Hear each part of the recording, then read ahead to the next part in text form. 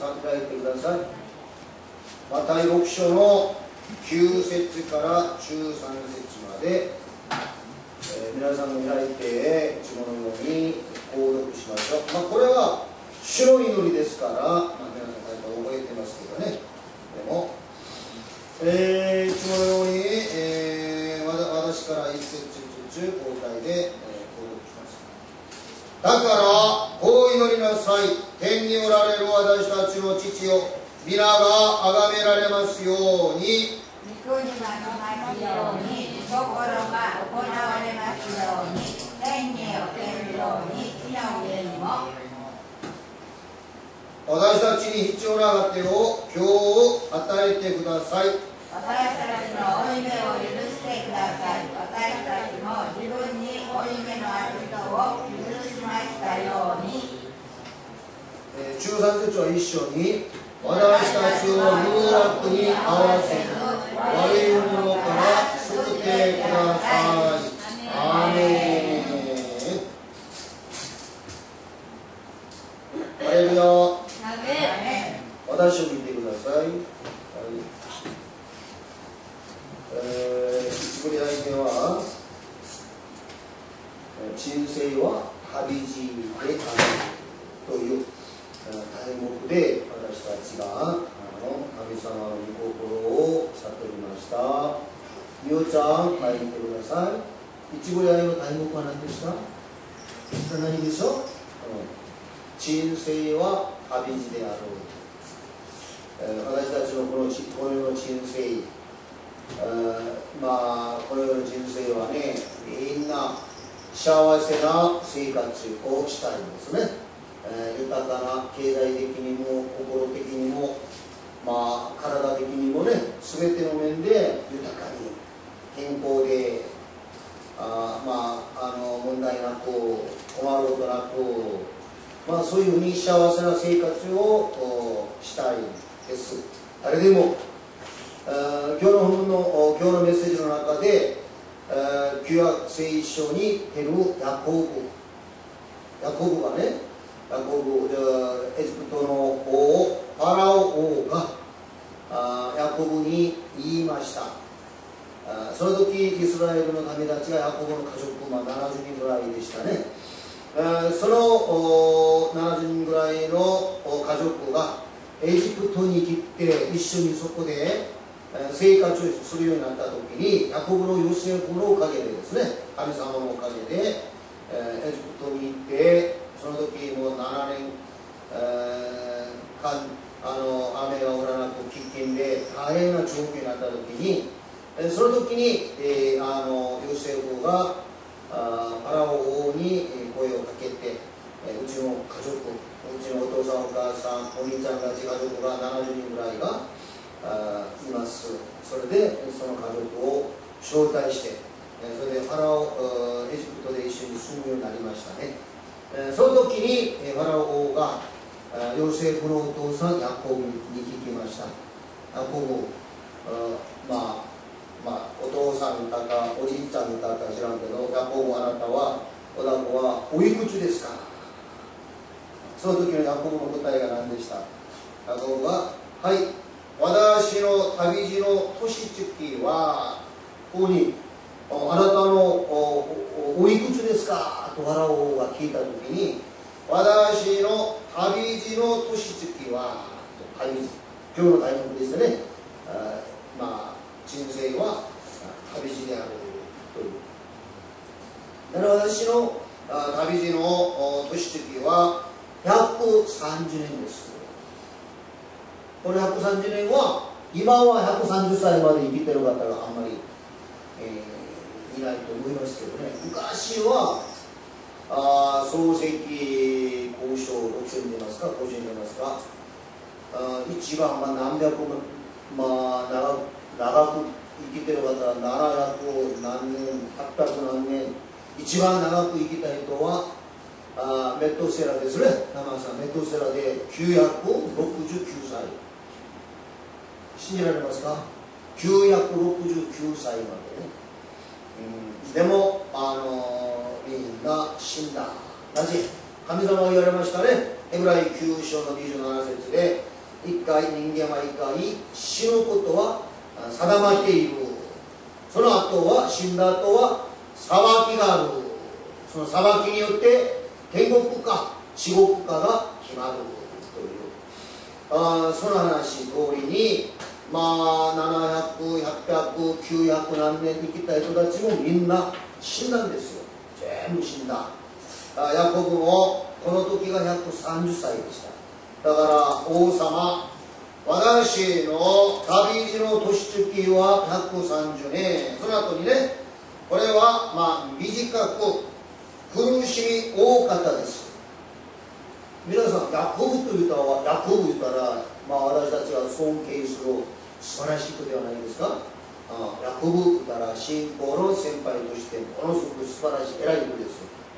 その人の答えが自分の人生に対してファラオ王に答えることが、私の旅路の年月は130年で短かった。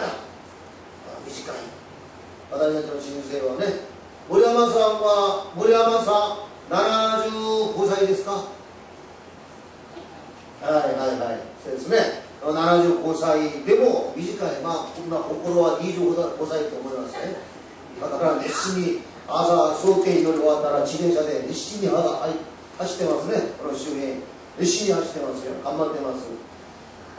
初めここに来た時は階段上がる時も中英でね、力があんまりなかったんですけど、今は力がたくさんありましてね、頑張ってますね。で、このヤコブは130歳で短かった。短いです。私たちの人生は旅路であり短いですよ。もうすぐ私たちはもうすぐ天国に行きますから。奥さんさよなら奥さんにもさよならね。みんな離れなければならないですよね。ですからね、苦しみ多かった。ヤコブだったらヤコブが幸せな生活ではなかったから違いますね。素晴らしい信仰の先輩、偉い人ヤコブも苦しみ多かったと言ってました。だから皆さん、人生の私たちの旅路、人生は旅路であり苦しみが多いですよ。今子供たちは中学生はどうわからないかもしれないんですけど、苦しみが多いですね。この世で。でもだから私たちはこの世で何か幸せを探そうという、そういうふうに考えるより、本当に私たちはこの世のことは短いだ。短い。130年は短いと言ってますからね。短いだ。苦労が多かった。苦しみが多かった。しかし私たちが行く天国は苦しみがないですね。皆さん、天国は悩みがないですね。涙もないですね。病気もないですね。死もないですね。夜もないですね。天国で永遠に幸せな生活が続けられますから、私たちはその希望がありますからね。この世でいろんな人生の中で、旅路の生活で苦しみが多くても辛抱しながら私たちはこの世で生きていくことですね。ハレルヤ。ですから一部り合いの人生は旅路である。だから私たちは一回死のことは定めている。死んだ後は裁きがあって天国か地獄かが決まりますから、私たちはこの目に見えるこの肉体のために生きることではなくて、目に見えない魂のために、みおちゃん、魂のために生きていかなければならないだ。イエス様は黙示録22章の20節で、見よ、私はすぐに来る。それぞれの行いに応じて報いを与えると約束してくださいましたから、私たちはこの世で、ちゃんと正しい信仰を持って、毎日悔い改めながら私たちの信仰を守りながら天国に希望を持って、先週のメッセージのように報いを見ながら神様がお与えになる賞を得るために報いを目指してひたすら走りましょう。ハレルヤ。ですから、最後にコロサイ3章の1節2節を言うんであげましたね。キリストと共に復活させられたのですから、私たちは神の右の座についておられます。イエス・キリストはね、上にあるものに心を止め、上にあるものに心を止め、地上のものに心を惹かれないように。だから私たちは上のもの、上のものは何ですか？天国のことですね。私たちは上のものに、目標を目指してひたすら走らなければならないんだ。で、今日はニグレアイはマタイ6章の9節からの本望として、今主の祈りを2週前3週前ですかから今私たちが悟っていますけど、身をも主の祈りは覚えてますね。天に増します我らの父よ、2週前にその部分を私たちが悟りました。だから天リンカ天が何個あると言いました？天2個何個あると言いました？立週前に言ったんですけど、竜が3個でしたね。竜使いの天と使いの天、鳥、飛行機が飛んでいる使いの天ですね。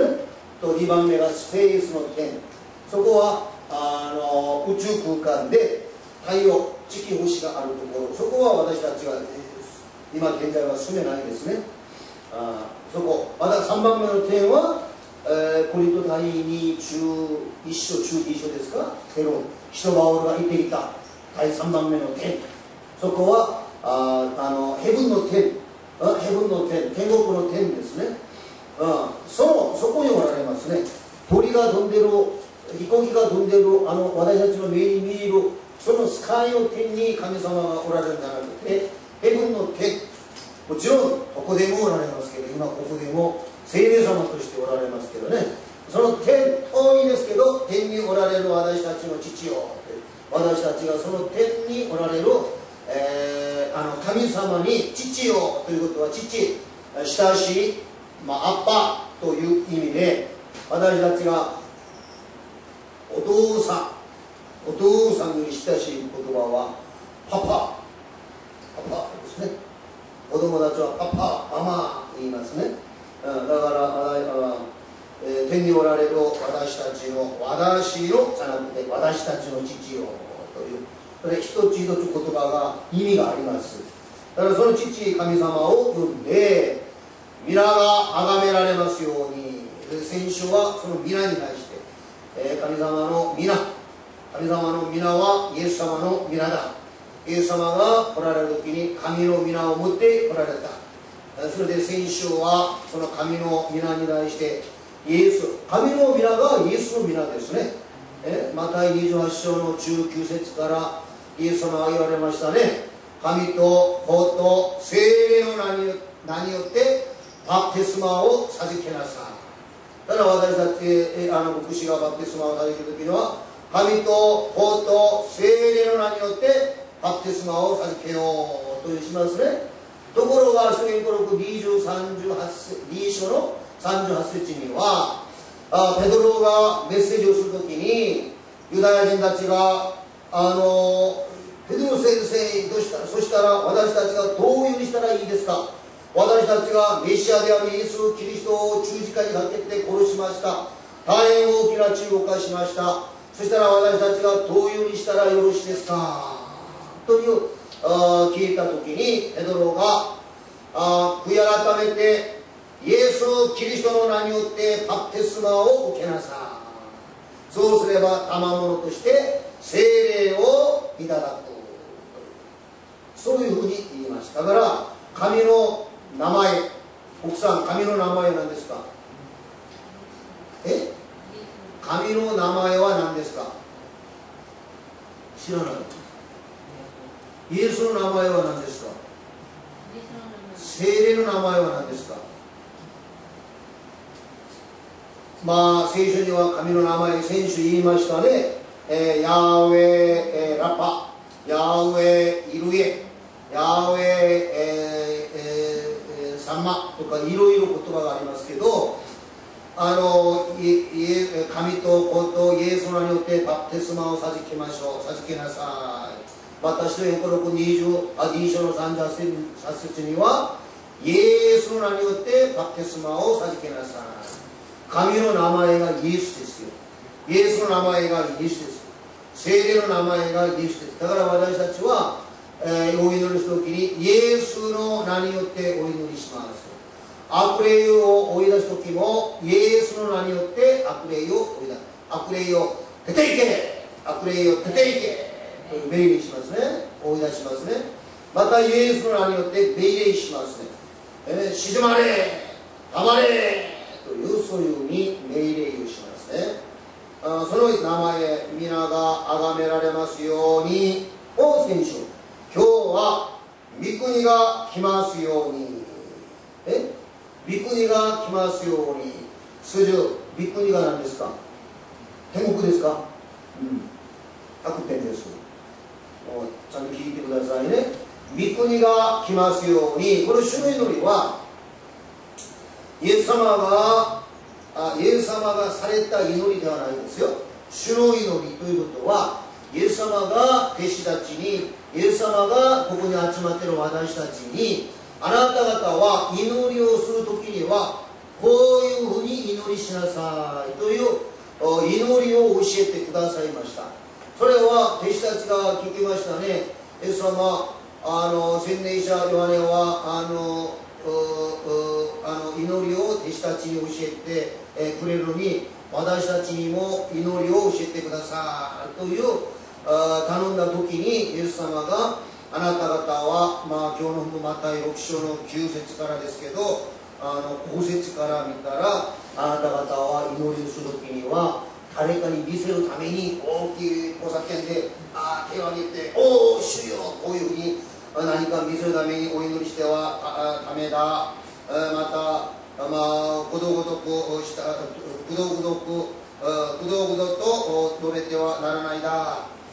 いろいろ教えながら、あなた方はこういうふうに祈りしなさいという、それで、主の祈りを教えてくださったんです。ですから私たちが祈りをするときには、主の祈りをよく理解して、主の祈り通りに私たちがお祈りしたらいいですね。天におられる私たちの父を言われたように、私たちが祈りをするときには父なる神様を呼ぶんですね。イエス様を呼ばないで、聖霊様を呼ばないで、神様を、神様、愛する神様、生きておられる神様、父なる神様、そういうふうにね、神様を呼んで、それで感謝ですね。神様感謝します。今日もこういうふうに一部礼拝、二部礼拝に参加できまして、神様に礼拝捧げることができまして、感謝します。メッセージを聞くことができまして、ありがとうございます。その感謝の祈りをして、そして3番目は、悔い改めが必ず言いますね。私たちが神様に祈りをするときには、悔い改め、私たちは毎日罪を犯してますからね。殺人したり、姦淫したり、盗んだり、そういうようなことがもしなくても、私たちが心からみだらな行い、心から妬み、憎しみ、そういうようなことをしても同じような大きな罪ですから、私たちは毎日心から犯した罪も悔い改めなければならない。そしていろいろ求めますね。自分のことに対しても求める。また家族のためにも、教会の牧師のためにも、この国の安倍総理のためにも、政治家たちのためにも、公務員たち、区役所の人や警察官や、そういうふうなこの国のために頑張っている消防署の人やその人たちもお祈りをして、そして一日でも早く私たちの周辺の人たちが救われますように、悔い改めて救われますように、天国に行けるように神様が助けてください、祈りをして、そして最後にこの全ての祈りをイエス様の皆によってお祈りいたします。そういうふうにね、お祈りをすることが、祈りの順番になりますね。ですから今日は御国が来ますようにということは、御国、私たちはね、イエス様を信じて、せっかくイエス様を信じたのに天国に行けなかったらね、天国に行けなかったら大変なことになりますから、だからみおちゃんは天国行けますね、イエス様を信じて。だからお母さんにも言わなければならないですよ。お母さんに、お母さんあさって火曜日まだ行きますね。だからお母さんもイエス様を信じて私と一緒に天国に行きましょうという、そういうふうにね、みおちゃんが言わなければならないですね。はい。何ですか？あさっていたら言うとこ、お家に帰ったらお家に帰ってから、お家に帰ってからあさって病院面会にいたらやりましょうね。はい。だからイエス様はこういう言われました。あなたの、じゃあ手が何個ありますか？ごめんなさい。これは指でね。手は1個ありますね。イエス様が言われました。マルコ9章でね、マルコ9章で、あなたの両手の中で片手が罪を犯したら、つまり犯せるならこれを切って捨てなさい。いけますか？いけないですか？これを切って捨てなさい。イエス様が言われたんですよ。あなたのこの右の手、左の手が、片手が罪を犯したら、つまずかせるならこれを切って捨てなさい。両手を持って地獄に落ちるより片手で天国に行く方がそれがいいことだ。なぜイエス様がこういうふうに言われたかというと、そんなに地獄ということは大変なところですよ。地獄、皆さん聖書にも地獄のことが書いてありますけどね、あっち日が永遠に消えない。ですからルカ16章ですか、そのナザロの話が出てますね。ナザロと金持ちは地獄に落ちました。ナザロは天国。だからもう暑いですから川が届いてる。だからもう少しの水でも飲みたい。だから天国にいるその小じだったそのナザロを見たら幸せ。だからアブラハムよそのナザロをずっとここに送って一本の水でもいいから水をつけて私の下この下につけてくれるようにしてください。ものすごく乾いてるから暑いですからね。でもアブラハムが言いますね。あなたと私との間には大きなこれの縁ですか、縁があってこっちからも行けない、向こうからも来れない、そういう話がルカ16章にも出ます。とにかく地獄というところは大変なところですからね。イエス様を信じている私たちは正しくイエス様を信じて絶対に地獄に投げ込まないで天国に行かなければならないんですよ。ハレルヤ、本当ですよ。ですからイエス様はいろんな先週も一番価値があるものこのことで、畑の中の隠れている、その宝に対して、メッセージでしたね。先週一部であいて、一番価値があるものは何か。この世でお金もいるんですね。お金お金欲しいですね。お金は誰でも欲しいんです。不動産も欲しいんです。お金いらないと手を挙げて、西成でメッセージしたら、お金いらないから、私いらないですと言って、それは嘘100%嘘ですよ。何がいらないんで、お金がなかったら生活ができないのに。それは嘘ですね。お金価値がある。ね、先週の話でしたね。健康。でも健康がなかったらお金儲けるできないから、健康が価値だ。健康。才能素晴らしい。運動よくやってもね、世界一番、バドミントン、理科がバドミントン世界一番だったら、お金、それだけでもお金儲けてます。だから才能。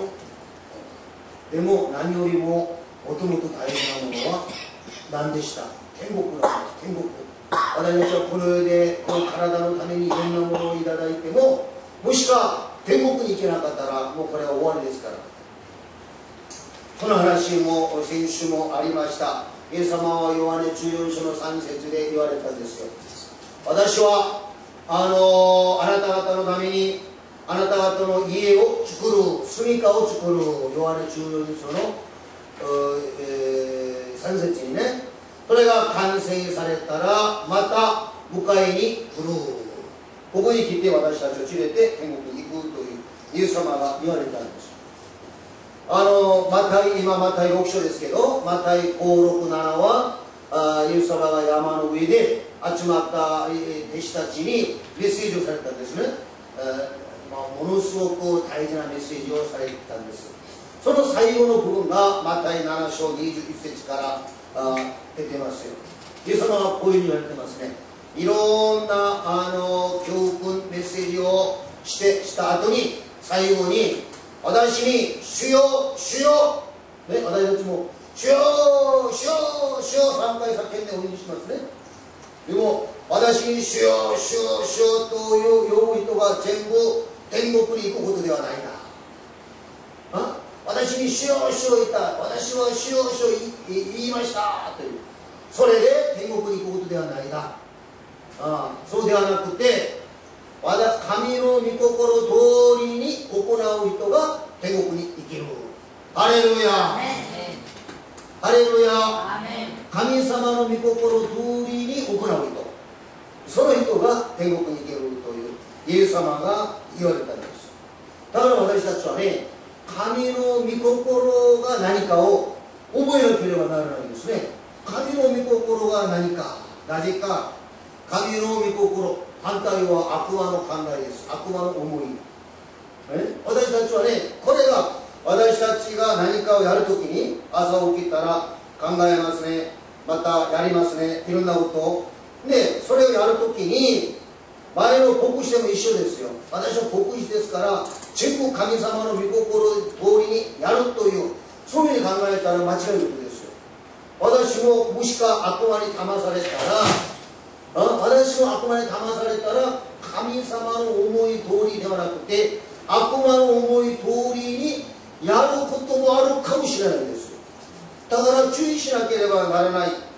一例もだからイエス様から3年間訓練を受けたイスカリオテのユダも同じですね。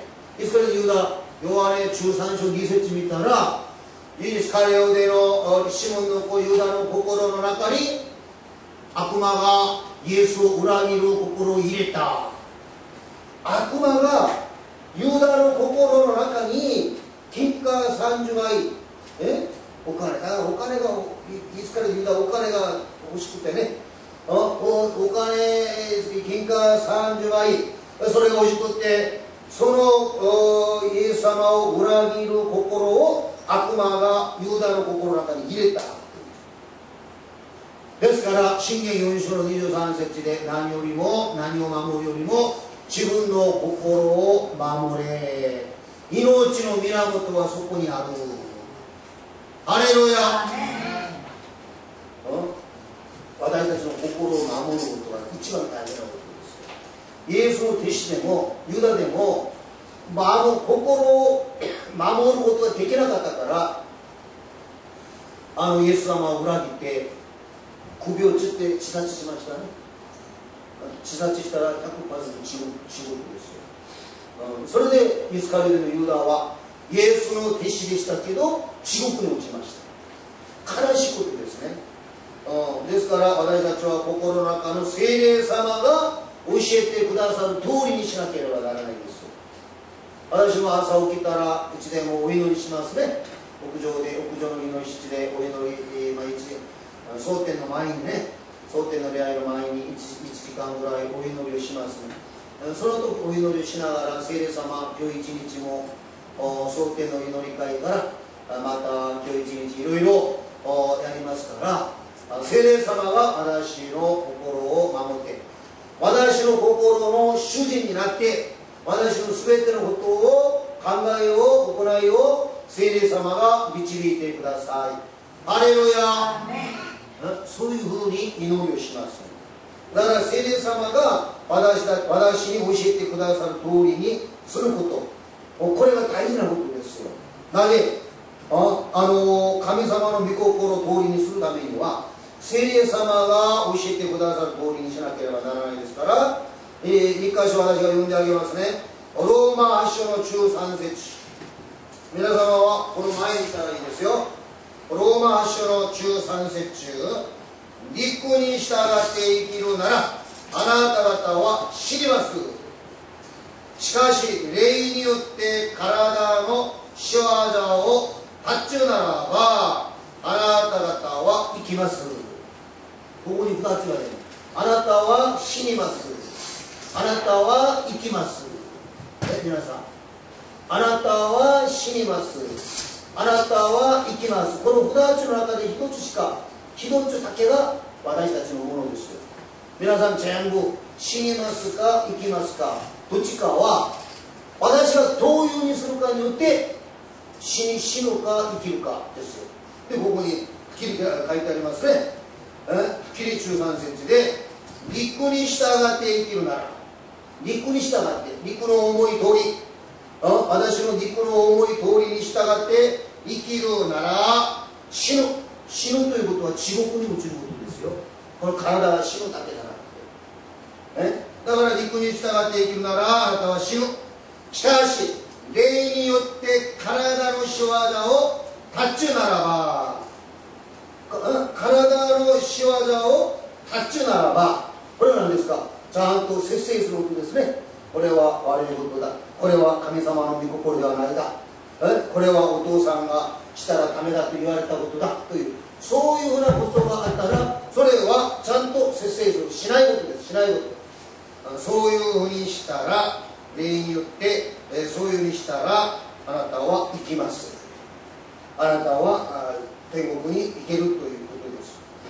だから私たちの信仰生活、私たちが天国に、今天国の御国が来ますように、天国ですね。だから私たちが天国に生きるために、行くためには私の考え通りに信仰生活することじゃないです。私たちが天国に行くためには私の考え通りに生活する、信仰生活することではなくて、神様の御心通りに。さあパリサイ派の人はね、教会の指導者ですよ。でイエス様がおられた時にパリサイ派の人、サドカイの人たちは牧師のように教える人です。教える。パリサイ派の人はこの聖書立法に対して博士です。博士、皆さん博士ですよ。賢い博士。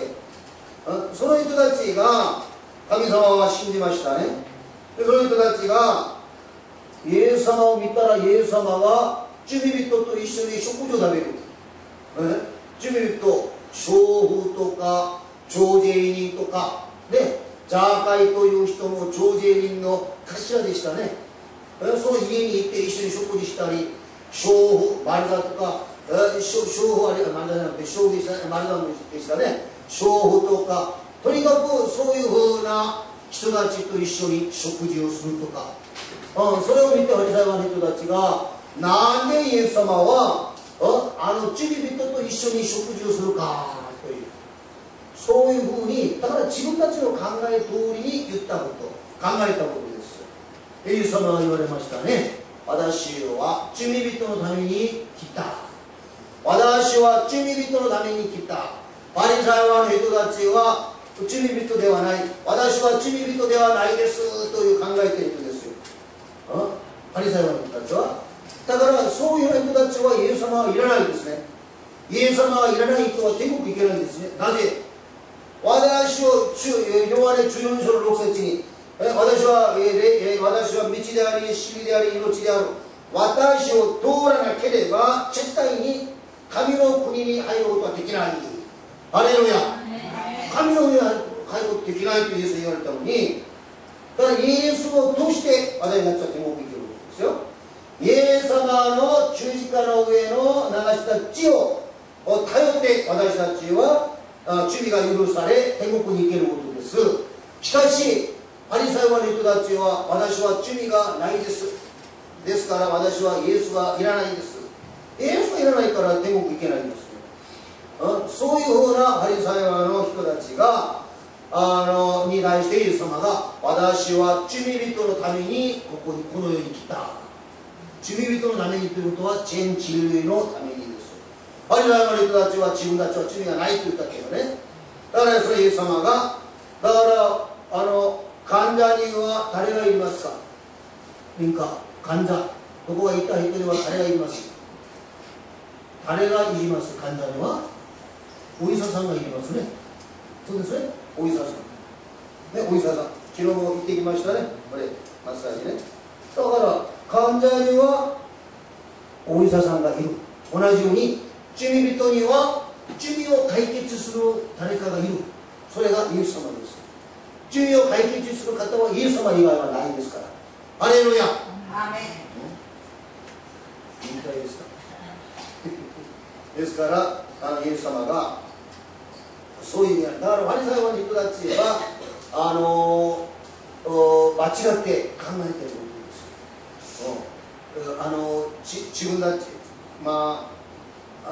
罪人は殺すというそういうふうに覚えているのに、イエス様は罪人と一緒に食事したりね友達になってるから、パリサイ派の人の考えと神様の考えはイエス様の考えは全然違いますね。聖書には羊とヤギの話が出てます。羊は何ですか？羊は私も羊を飼った経験がありますけど、羊はね羊はちゃんと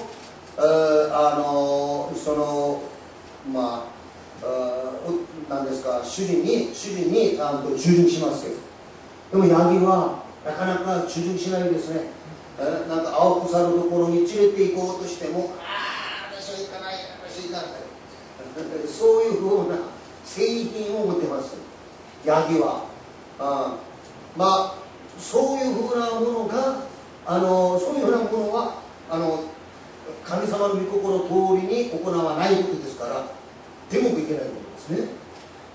だから私たちは神様の御心通りに従順した。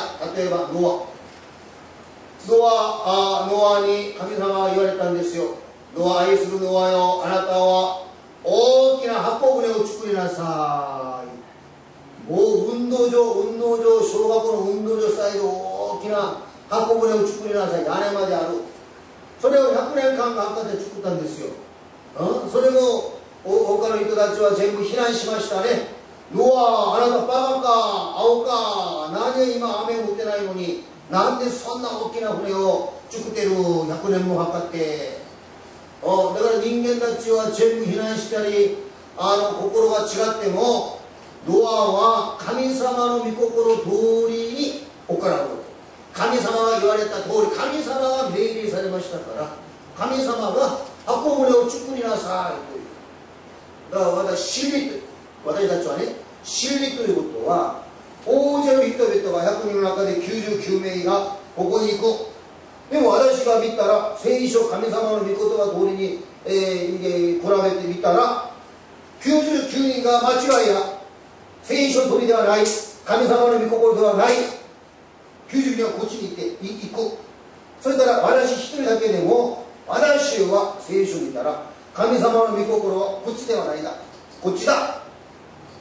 神様の御心をこっちに行くことだという判断されたら神様の御心通りに私一人だけでも行かなければならない。ハレルヤ。これですよ。そういうふうにすることが私たちが天国に行く道です。神様だから、一言で言ったら神様の御心通りに行かなければならないな。今までやったことが間違ったと考えたら、判断されたら、それを180度変えること、これが大事なことですね。サウロ、皆さん知ってますね。サウロ、使徒パウロの前の名前がサウルでしたね。そのサウル、旧約時代のサウルじゃなくてね、そのサウルが今のシリアのダマスコというところにいた時に、天から急に、明るい光が飛んできて、サウルの目が見えなくなったんですよ。で、味覚が見えなかった。その時に、サウルよ、サウルよ、なぜあなたは私を迫害するか。主よ、どちら様ですか。私はあなたが迫害しているイエスだ。イエス。私はイエス様を迫害したことないです。私を信じている兄弟姉妹を迫害することが私を迫害することだ。それで目が見えなくなった。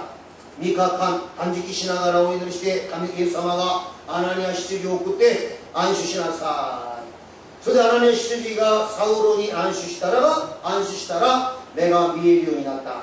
食事を食べて、その時までサウロはここに行くことが神様の御心だ考えたんですけど、私が間違った。イエス様、復活されたイエス様が私が待っているミシャだ。それでそのイエスキリストを出会って、3日間の後食事してからは180度変わりますね。